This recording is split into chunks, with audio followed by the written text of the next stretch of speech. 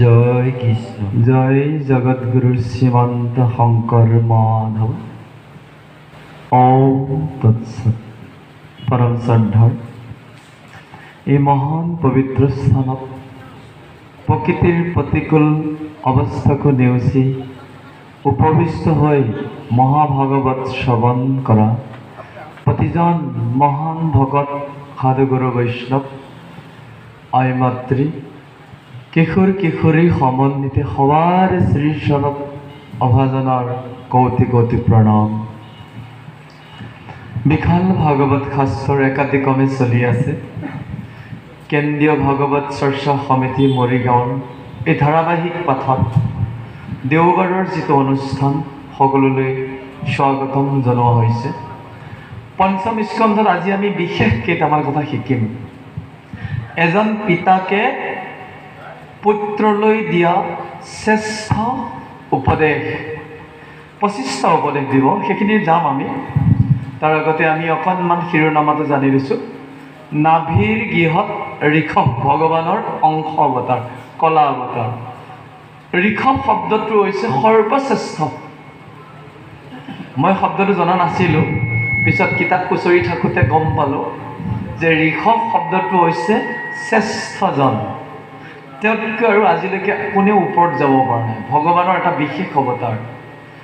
ঋষভে যিটো জীৱন যাপন কৰিছিল তাৰ যদি অকণমান আমি যত্ন কৰিব পাৰোঁ আমাৰ সেই বহুত হৈ যাব। যে ধৰি লৈছোঁ আম্বানী বহু কোটি টকা আছে, মানে আমাৰ যদি কেইকোটিমান হৈ যায় চলি নাযাবনে? বোলাৰ দৰে। ঋষভ প্ৰভুৱেও 25টা গুণৰ কথা কৈ গৈছিল। আমি গোটেইবোৰ ল'ব নোৱাৰিব পাৰোঁ, তাৰে যদি দুটামানো ল'ব পাৰোঁ নিশ্চয় আমি উপকৃত হ'ম। ঋষভৰ জ্যেষ্ঠ পুত্ৰ আছিল, যোৱা খণ্ড লৈ যোৱা অলপ আলোচনা কৰিছোঁ। জ্যেষ্ঠ পুত্ৰ আছিল ভৰত। ভৰতৰ নাম অনুসৰি ভাৰতবৰ্ষ হৈছিল। তেওঁ পুত্ৰসকলক তেওঁ সুন্দৰ সুন্দৰ উপদেশ দিছিল। তাৰ ভিতৰতে তেওঁ কৈছিল যে মানুহৰ শৰীৰটোৱেই হৈছে মুক্তিৰ দুৱাৰ। মানুহৰ বাহিৰে সাধাৰণতে অন্য জীৱ জন্তুৱে খুব কমহে ঈশ্বৰক চিন্তা কৰিব পাৰে, মানুহে কিন্তু পাৰে। সুন্দৰকৈ কৈছিল, মনুষ্য শৰীৰ জানা মুকুতিৰ দ্বাৰ, বিষয় সুখত তাকো নকৰিও নাৰ। বিষয় ভোগ কৰি দেহটোক নষ্ট কৰিব দিয়া নাই। বিষয় ভোগবিলাকৰ ভিতৰত এই জিভাখনক নিয়ন্ত্ৰণ কৰাটোও কৰিছে। মই বেলেগলৈ নাযাওঁৱে বাৰু। আমি যিবোৰ খাদ্য খাওঁ আমাৰ মনৰ লগত পচন্দৰ জুতিটো নিমিলিলে আমি সাধাৰণতে বেছি খাদ্য খাব নোৱাৰোঁ। এই জিভাখনক সন্তুষ্ট কৰিবলৈ যাওঁতে শৰীৰটোতো ৰোগগ্ৰস্ত হৈ যায়। আচলতে প্ৰত্যেকটো বস্তুৰে এটা নিজা নিজা গুণ আছে, সোৱাদ আছে, টেষ্ট বুলি কোৱা হয়। আৰু আমি সেই সোৱাদটোক নষ্ট কৰি দিওঁ তেল মছলা আৰু বিভিন্ন মাধ্যমেৰে। আমি বেলেগ এটালৈ ৰূপান্তৰ কৰি কৰি খাওঁ। চাবচোন বাৰু, মই কিছুমান মানুহক দেখিছিলোঁ সৰুতে, তেওঁলোকে আমি যিটো মাছ বুলি কওঁ, মাছটো বইল কৰি খায়, গম পাইছে? বইল কৰি তাত কিবা কিবি দিয়ে আৰু বহুত সোৱাদযুক্ত হয়। এই যে বইল কৰি যে কোনোবা এটা বিশেষ শ্ৰেণীয়ে মাছটো যে ভক্ষণ কৰিছে, শৰীৰলৈ তেওঁ বেলেগ বস্তু যাব দিয়া নাই। মৎস্য ভোজন কৰিছে যে তাৰ সেইটোকে যাব দিছে। কিন্তু অন্য মানুহবোৰ মানুহে চাওকচোন, চালানী মাছ এটা কিনি আনিছে, সেইটো আধা গেলিছে, 5 দিন 6 দিন এটা মাছ থাকিব পাৰে নেকি? আৰু বৰফেৰেহে ৰাখি আছে। আপুনি বিয়া এখন পাতিছে, লোকেল মাছেৰে নিদিয়ে, চালানী মাছেৰে ভৰি থাকে। বিয়া খাবলৈ যোৱা কত মানুহৰ পেট বেয়া হৈ আহে। ডাঙৰ পিচটো দেখা পায়, তাক কি কৰিছে? তেলেৰে তাক ডুবাই আচল বস্তুটো নষ্ট কৰি দিলে। আকৌ কিছুমান অগৰং বগৰং তাত কি দিছে? ৰং দিছে, গম পাইছে? আপোনাক আকৰ্ষিত কৰিবলৈ তাত কিমান যে কালাৰ ব্যৱহাৰ কৰিছে। গোন্ধটোত আপোনাক মনটো যাবৰ বাবে কি কৰিছে? তাত মছলা দিয়া হৈছে। আমি খাব নোৱাৰা বস্তুটোকো ৰহন লগাই খাই দিছোঁ। কিহৰ বাবে? 4 আঙুল জিভা পাতৰ বাবে। আচলতে তেনেকুৱা যদি আমি ব্যৱস্থাৰে জীৱন যাপন কৰোঁ, দেহটো ভালেৰে ৰাখিব নোৱাৰিম। তাকে বুজাই আছে ঋষভে পুতেকহঁতক যে পাৰিলে বিষয়ৰ সুখবোৰ তুমি আৰু তোমালোকে লাহে লাহে পৰিত্যাগ কৰা। কাৰণ মানুহৰ জীৱনত কি আছে, বিশেষকৈ আমাক মুক্তি লাগে, ভগৱানক লাগে। যে আপোনালোকক নালাগে নেকি? ভগৱানকে লাগে, বেলেগ বস্তুৰ ইমান প্ৰয়োজন নাথাকে। আপুনি পদ্ধতিকেইটা জানি লওক, ভগৱান হৃদয়ত আছে, কেনেকৈ কোন মুহূৰ্তত আপোনাক দেখা দিব পাৰে তেওঁৰ লগত আপুনি যোগাযোগ ঠিক কৰি লওক। আত্মজ্ঞান, গোটেই শাস্ত্ৰবোৰৰ এটাই সিদ্ধান্ত, তোমাৰ লগত থকা কৃষ্ণজনক তুমি বিচাৰি লোৱা, তেওঁৰ লগত কথা পতা আৰম্ভ কৰা। জয় কৃষ্ণ। আপোনালোকে পাতিছেনে নাই নাজানো, আমাৰ কিন্তু কিছু কিছু পাতাৰ সৌভাগ্য ঘটিছে। খুব বেছি পাতি পোৱা নাই, কিঞ্চিত কিঞ্চিত তেওঁৰ পৰা পৰামৰ্শ ল'ব পৰা গৈছে। সাধনা কৰিলে সকলোবোৰ সম্ভৱ, কিন্তু তাৰ বাবে শৰীৰটোক আপুনি মন্দিৰ বনাব লাগিবই। মন্দিৰ নবনালে আপোনাৰ লগত বহু ভগৱন্তই কেতিয়াও কানেকশ্যন নকৰে। তাকে কৈছে শুকৰৰো আছে বিষয়ৰ ভোগ যত, বিস্তাৰ ভোজনে শুকৰীৰ সম্ভোগত। বিশ্বাতুল্য বিষয়ক এতেকে তেজিবা, দিব্য তপ কৰি সবে হৰিক ভজিবা। কি ধুনীয়া পৰামৰ্শ দিছে যে হে মোৰ পুত্ৰগণ, তোমালোকে জিভাৰ জুতি এৰা, মনৰ অভিলাষবোৰ পূৰ কৰিবলৈ বাদ দিয়া। আমি মনৰ মাজতহে চলি আছোঁ, মনে যি কৰিছে কৰি আছোঁ। ল'ৰাটোক অমুকত পঢ়াব মন গৈছে, ল'ৰাটোৱে একো নাজানে, আপুনি এডমিশ্যন দিলে, তাতে কিবা কাৰণে মনটো বেয়া লাগিল, আকৌ লৈ আহি বেলেগত দিলে, মনৰ মাজত কৰি আছোঁ। আচলতে সেইটো নহয়, মনটোকো বুদ্ধিৰ মাধ্যমেৰে আৰু ঈশ্বৰমুখী কৰি তুলিবলৈ আমি যত্ন কৰিব লাগিব। আৰু দিব্য তপস্যা কৰিবলৈ। দিব্য তপস্যা মানে কি বুজাই দিছোঁ, মানুহক কথা কোৱাটো এটা তপস্যা। আপোনালোকে জানে নে নাজানে মই নাজানো, বিনা কাৰণত মই শব্দ এটাও খৰচ নকৰোঁ জানে। মোৰ মাত শুনিবলৈ ঘৰত মানুহ বাট চাই থাকে, ঘৰৰ মানুহে। আপোনালোকৰ লগতো বহুত কথা পাতোঁ, ভাগৱতলৈ ওলাই আহিছোঁ, ব্যাখ্যা কৰিব লাগে, বহুত কথা কৈ থাকোঁ। ঘৰত অধিকাংশ সময় মই মৌনতে থাকোঁ। লাগতিয়াল শব্দ দুই এটা কওঁ, লাগতিয়াল শব্দ, সেইবোৰৰ ভিতৰত মই স্কুল যাওঁ দেই, এইটো বাক্য মোক বেছিকৈ কোৱা হয়। মা আছানে, মাক প্ৰাৰ্থনা কৰি আহি সেৱা কৰিব লাগে যে, এইটো শব্দ বেছিকৈ আহে। বাকী ল'ৰা ছোৱালীৰ লগত জয় কৃষ্ণ শব্দকেইটাই বেছি চলে, ইমান শব্দ নাই। মই বাক্যৰ তপস্যা কৰিছোঁ। বেছিকৈ কথা কৈ থকা মানুহৰ বাক্যৰ তপস্যাটো হৈ নুঠে, জানিব লাগিব। তাৰপিছত আপুনি নিজক ব্যস্ত ৰাখিব লাগিব অধ্যয়নৰ লগত। প্ৰত্যেকৰ বাবে কিতাপ পঢ়াটো সম্ভৱপৰ নহয়। আপোনালোকে দুটামান সুৰ শিকি ল'ব, দুটামান নাম শিকি ল'ব, উৰাই ঘূৰাই তাকে কৰি থাকিব। জয় কৃষ্ণ। এই আমাৰ নামঘোষাত দুটামান নাম আছে, প্ৰাৰ্থনা আৰু ইমান ভাল লাগে। কি আছে জানে, এই হৰি নাম বৈকুণ্ঠত আছিল। বৈকুণ্ঠখন আপুনি এখন নদীৰ লগত তুলনা কৰিছে। নদীখনত যেনেকৈ মাথাউৰিটো কাটি দিয়াৰ লগে লগে সৰুকৈ পানী বৈ আহে, মহাপুৰুষ শংকৰদেৱে মাথাউৰিটো কাটি দিলে। হৰি নামৰ ৰসে বৈকুণ্ঠ প্ৰকাশে, প্ৰেম অমৃতৰ নদী, শ্ৰীমন্ত শংকৰে পাৰ ভাঙি দিলা, বহে ব্ৰহ্মাণ্ডক ভেৰি। দুটামান সুৰ শিকি লওক, সদায় গাই থাকক, সদায় নতুন হৈ থাকিব। গোবিন্দৰ প্ৰেম অমৃতৰ নদী, বহে বৈকুণ্ঠৰ পৰা, চাৰি পুৰুষাৰ্থ তাহাৰ নিজৰা, হৰিণা মমূল ধাৰা। আপুনি নতুন নতুন সুৰত গাই থাকক। মই এটা পদ্ধতি শিকাই দিছোঁ, আপোনাৰ থাকিয়ে মজা লাগিব। হৰি ভক্তি দান দিয়া জগতক তৰিলা সংসাৰ সিন্ধু হেনয় কি পালো শংকৰ বিনাই নাহি নাহি আন বন্ধু। মহাপুৰুষ শংকৰদেৱ নাহাহেঁতেন এনেকৈ সমাজ পালোহেঁতেন নেকি? মহাপুৰুষ শংকৰদেৱে কি কৰিছিল জানে? তেওঁ এটা ব্যৱসায় কৰিছিল।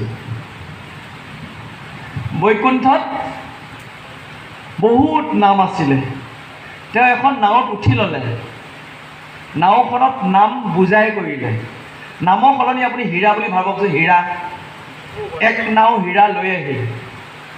পৃথিৱীৰ মানুহে হীৰা ব্যৱহাৰ কৰি পোৱা নাই। যেতিয়া তেওঁ আনি দেখাই দিলে, পৃথিৱীৰ মানুহে হীৰাবোৰ মূল্যৱান বুলি জানি কোনোবাই ডিঙিত পিন্ধিলে, কোনোবাই হাতত পিন্ধিলে, বুজি পাইছে? তেওঁ এখন বেপাৰ কৰিলে, নামৰ বেপাৰ। হৰি ভকতিৰ পাতিলন্ত হাত শংকৰে জগত জুৰি ৰাম নাম ৰত্ন বেখায় জগতে চলয় বৈকুণ্ঠ পুৰী। কি সুন্দৰ বস্তু প্ৰকাশত দিছে যে মহাপুৰুষ শংকৰদেৱে ধৰি লৈছোঁ আমি মৰিগাঁৱত জয় কৃষ্ণ উৎপাদন হয়, ধৰি লৈছোঁ। আমি যদি ক'ৰবালৈ যাওঁ তাত বাৰু জয় কৃষ্ণ প্ৰচাৰ নকৰিম নে বাৰু? আজিয়ে কৰা নাছিলোঁ মই গুৱাহাটীত। গুৱাহাটী এখন সমাজলৈ গৈছোঁ, নতুন সমাজ। সময়টো কম কাৰণে মই নিজে কৈছোঁ জয় কৃষ্ণ, তাৰ পৰা মানে মই জয় কৃষ্ণ ৰাইজক কোৱা নাই। 11টাত আৰম্ভ হৈছে, 1:30টাত সামৰিছোঁ। ৰাইজে কোনেও জয় কৃষ্ণ ক'ব পৰা নাই, কিন্তু জয় কৃষ্ণটো সদায় প্ৰচাৰে কৰি আছোঁ। সামৰিছোঁ, এগৰাকী আই মাতৃয়ে সুধিছে, প্ৰভু আপোনাৰ মুখত এটা বৰ ভাল লগা শব্দ শুনি আছোঁ বুলিছে। সেই বোলে নামঘৰৰ, তেখেত বোলে নামঘৰীয়া আইগৰাকী। মই বোলো কি শুনিলে আপুনি? বোলে জয় কৃষ্ণটো ইমান মিঠা লাগিছে। মই চান্স পাই গ'লোঁ। মোৰ লগত আছিল পুনেশ্বৰ ডেকা, তেওঁ মানে মনটো বোলে কিটকিটাই আছে। আজি ডেকা প্ৰভুৱে জয় কৃষ্ণ কিয় কোৱা হয়? মই কৈছোঁ নতুন ঠাই, মানুহসোপাই ভাগৱত শুনিছে, প্ৰায়বোৰ চকীত বহি আছে, আই মাতৃৰ সংখ্যা বেছি, পুৰুষ 2-এজন আহিছে, তলত বহিছে যদিও 15-20 মিনিট আকৌ ওপৰলৈ উঠিছে। মই দেখিছোঁ এইখন সমাজ বা কেনেকুৱা। আকৌ জয় কৃষ্ণটো কৰিলোঁ, কিয়নো য'ত খাই থাকোঁ। এই যে সদায় জয় কৃষ্ণ কৰি আছোঁ, ভগৱানেও তাৰমানে সহ্য কৰা নাই। তেতিয়া আইগৰাকীয়েতো সুধি দিলে, তেতিয়া মই কাহিনীটো ক'লোঁ। এবাৰ জয় কৃষ্ণ ক'লে কিমান মূল্যৱান, স্বয়ং ভগৱান সন্তুষ্ট হয়। কাহিনীটো শুনিছেনে আপোনালোকে? নাই শুনা। জয় কৃষ্ণ ক'লে যে ভগৱান সন্তুষ্ট হয়, কাহিনীটো শুনিছেনে নাই? শুনাই নাই? ইমান দিন ভাগ্যই হোৱা নাই, এনেই চিঞৰি আছে জয় কৃষ্ণ। দে আজি আৰম্ভণিতে কৰি লৈছোঁ আৰু। এজন খুব বিষয়ী ব্যক্তি আছিল, কোনো কাৰণতে ঈশ্বৰৰ নাম নলয়। সেই মানুহজনৰ মাকৰ 2টা সন্তান, ডাঙৰটো আৰু সৰুটো। ডাঙৰটো মানে দিনে পোহৰে এইটো দি থাকে, সৰুটো ভাল, মাকে সৰুটোৰ লগতে থাকে। কিন্তু এখনেই চোতাল, ডাঙৰটোৱে মানে এইটো কৰে কাৰণে তাক এক্সট্ৰা কৰি দিলে, আৰু মাকে পুতেকৰ লগত থাকে। মাকে আমাৰ কেন্দ্ৰীয় ভাগৱত চৰ্চা সমিতিৰ নিচিনা অনুষ্ঠান এটাত ভাগৱতলৈ গৈ থাকে। সপ্তাহী ভাগৱত হয়, সকলোৱে ঘৰে ঘৰে অনুষ্ঠানটো গৈ আছে। সেই বুঢ়ীজনীয়ে মানে নিয়া নাই। কিয় নিয়া নাই জানে? ডাঙৰ পুতেকৰ স্বভাৱ বেয়া। এদিনটো গোটেই সোপাই ধৰি ল'লে, চবৰে ঘৰতে ভাগৱত গাইছোঁ, আপোনাৰ ঘৰত কিয় নাগাওঁ? বুজিব পাৰিছেনে? বুঢ়ীজনীটো অসুবিধাত পৰি গ'ল। কৈছে প্ৰভুসকল নালাগে নেকি মোৰ তাত বুলিছে। কৈছে নহ'ব, আপোনাৰ তাতো যামেই। মানুহজনী যোৱাটো খাটাং কৰিলে। মাকে পুতেকক কৈছে যে বোপাই, মোৰ ভাগৱতত ফুৰা মানুহবোৰ আহিব, সন্মানৰ কথা আছে, তই খালেও কিন্তু দৰ্জাখন নুখুলিবি বুলিছে। সন্মানৰ কথা। পুতেকে কৈছে হ'ব দে, হ'ব দে, তোৰ মতে কৰিম যা, মইতো খামেই আৰু, কিন্তু মই দৰ্জাখন নুখুলোঁ। কথা দিলোঁ যা। দৰ্জা মাৰি সোমাই আছে, ভাগৱত চলি আছে। এজন মানুহে গম পাইছে, এই কিছুমান থাকে নহয় অকৰা, যেনে আমাৰ উমেশ প্ৰভুতৰ নিচিনা মানুহ থাকে নহয়, কথাটো কৈছোঁ বাৰু। অকৰা মানে সহজ সৰল, কৈছে এই আই আপোনাৰ ল'ৰা দুটা বুলি কৈছিল, আজি ঘৰলৈ আহিছে, এটাকে দেখা পাইছে, আৰু এটা ক'ত গ'ল? মানুহজনীয়ে কৈছে এই নুলিয়াবি, কাৰণ সি দি আছে। কৈছে তাৰ কথা নুলিয়াবি, গম পাই গ'ল ন, পাঠাচাৰ্য ব্যাখ্যাচাৰ্য বোলে ক'ত? উপায় নাপায় কৈছে প্ৰভুসকল, আই মাতৃসকল তাৰ কথা নক'ব, সি ৰত্নাকৰ, মোৰ এইটো বাল্মীকিৰ ল'ৰা, ইয়াকে সোধক। কৈছে তাক এবাৰ চাই যাম বুলিছে, এৰি দিয়া নাই। উপায় নাপায় ক'লে সেইটো ৰুমতে আছে, দৰ্জা বন্ধ। জানেই ন দুটামান অলপ বেলেগ ধৰণৰ মানুহ থাকে, দৰ্জাত ঠকিয়াই আছে, সি ভিতৰতে মাত যায়, ভাগৱত শুনিছ, নিজে ভালে ভালে যাগৈ, মোক দিগদাৰ নকৰিবি। মানুহকেইটাই ভাবিছে অতসোপা মানুহ আছোঁ যেতিয়া তোক আজি ঈশ্বৰৰ নাম লোৱাইহে। এই মানুহজনী ইমান ভাল, পুতেকৰ লগত সদায়ে যায়, ডাঙৰ পুতেকটো অৱস্থা নাই। লাষ্টত গৈ দুৱাৰখন ঢুকিয়াই থাকোঁতে সি খুলি দিলে খঙতে, কি হ'ল বুলিছে। মানুহকেইটা সোমালে, লথৰি মানুহ সোমাইছে, সি ভয়ো খাইছে। কৈছে আজি আপোনাৰ ঘৰত গোটেই ভাগৱত আহিছে, আপুনি সেৱা এটা কৰিব নোৱাৰে নেকি? বোলে নহ'ব, মোক সেৱা চেৱা নহ'ব, একদম মোক গোন্ধাই আছে। তাৰে দুটা মানুহ আছিল খুব খঙাল, একদম মানুহজনৰ হাতত ধৰি পিছফালে একদম পাক দি দিছে, কি বিষাইছে তাৰ। কৈছে এৰি দিয়ক, কৈছে নহ'ব, এবাৰ জয় কৃষ্ণ বুলি কোৱা হৈছে। যেতিয়া তাৰ হাত বিষাই গৈছে, উপায় নাপায় দেখিছে এইকেইটাকতো ক'লে নোৱাৰোঁ, এবাৰ জয় কৃষ্ণ বুলি ক'লে, এবাৰ কৈছে জীৱনত। সেই মানুহজনৰ যেতিয়া মৃত্যু ঘটিল, যমে জীৱটো লৈ গ'ল, লৈ গৈ চিত্ৰগুপ্তক কৈছে তাৰ খাতাখন খোলচোন। খাতাখন চালে, এবাৰ জয় কৃষ্ণ বুলিছে, এবাৰ লাইফত। কিন্তু যমে সুধিলে যে ঈশ্বৰৰ নাম লৈ থকা আমি জানো, এবাৰ জয় কৃষ্ণ ক'লে বা কি হয় মইতো নাজানো। তাক নৰকত পঠিওৱা নাই, ব্ৰহ্মাৰ ওচৰলৈ গ'ল, বিধাতাৰ ওচৰলৈ। ব্ৰহ্মাক গৈ ক'লে এই জীৱটোকো লৈ গৈছে, বল এবাৰতো ক'লি, এবাৰ ক'লে বা কি হয়। ব্ৰহ্মাৰ ওচৰ পালেগৈ, ব্ৰহ্মাক সুধিলে যে ই জীৱনত সদায় বেয়া কাম কৰিছে, এদিন ভাগৱতৰ পাৰ্টি এটাই আহি খুব কষ্ট দিয়াতে জয় কৃষ্ণ বুলিছোঁ। ব্ৰহ্মাই কৈছিল মই নাজানিম, শিৱ তালৈ যাওঁ। যম ৰজা আত্মাটো ব্ৰহ্মা গ'ল কৈলাশলৈ। শিৱই দেখিছে বা আজিতো যমৰ লগত ব্ৰহ্মা বহিব দিলে। বোলে কিয়? বোলে এই মহাবদমাছটোৱে জীৱনত এবাৰ জয় কৃষ্ণ বুলিছে, তাক ক'ত পঠিয়াম, নৰকত দিম নে স্বৰ্গত দিম?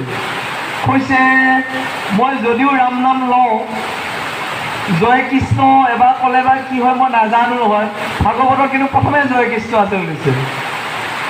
এটা কাম কৰোঁ, যাৰ নাম লৈছে তাৰ তালৈ যাওঁ, সেইটোৱে ভাল হ'ব। আৰু যাৰ নাম লৈছে বিষ্ণুৰ ওচৰত যোৱাই ভাল। আৰু গ'ল বৈকুণ্ঠলৈ, যম গৈছে, জীৱটো গৈছে, মতাকেইজন ব্ৰহ্মা আৰু শিৱ। যে বৈকুণ্ঠত কৃষ্ণই দেখা পাই হাঁহি আছে আৰু বহিব দিলে। তেতিয়া সুধিলে কিয় আহিলে? ব্ৰহ্মাই আৰম্ভ কৰিছে আৰু যে প্ৰভু, এইজন ব্যক্তিয়ে গোটেই জীৱনটোক পাপ কৰিলে, এবাৰ জয় কৃষ্ণ বুলি কৈছে, যে আপোনাৰ নামৰ আগত জয় ধ্বনি দিছে, তাক ক'ত পঠিয়াম, নৰকত দিম নে স্বৰ্গত দিম নে ক'ত পঠাম?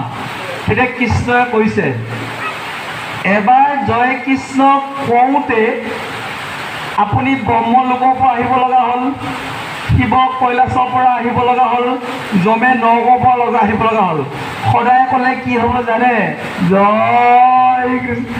এবাৰ জয় কৃষ্ণ কওঁতে বৈকুণ্ঠ পালেগৈ, গম পাইছে? এবাৰহে কৈছিল, সেই বাৰটোতে সি বৈকুণ্ঠ দেখা পালেগৈ, তাতে থাকি গ'ল। সদায় কৈ থাকিলে কি হ'ব? জয় কৃষ্ণ। এইটো কাহিনী যেতিয়া মানুহখিনিক ক'লো, গুৱাহাটী নামঘৰ একদম উৰি গৈছে, জয় কৃষ্ণ। আপোনালোকতকৈ বেছি চিঞৰ দিছে, ভালকে কাণ পাত অহা গমে পালেহেঁতেন আপোনালোকে। জয় কৃষ্ণ একদম। পিছত মোক ফোন কৰিছে যিজনে পাতিছিল, তেওঁ প্ৰথমতে শংকৰ মানুহ যে কৃষ্ণ বাপ কৈ আছিল, অলপ আগত মোক ফোন কৰিছে, ঘৰ পালেগনে মোক আৰম্ভ কৰিছে জয় কৃষ্ণৰে। দেখিছেনে জয় কৃষ্ণ মাহাত্ম্য।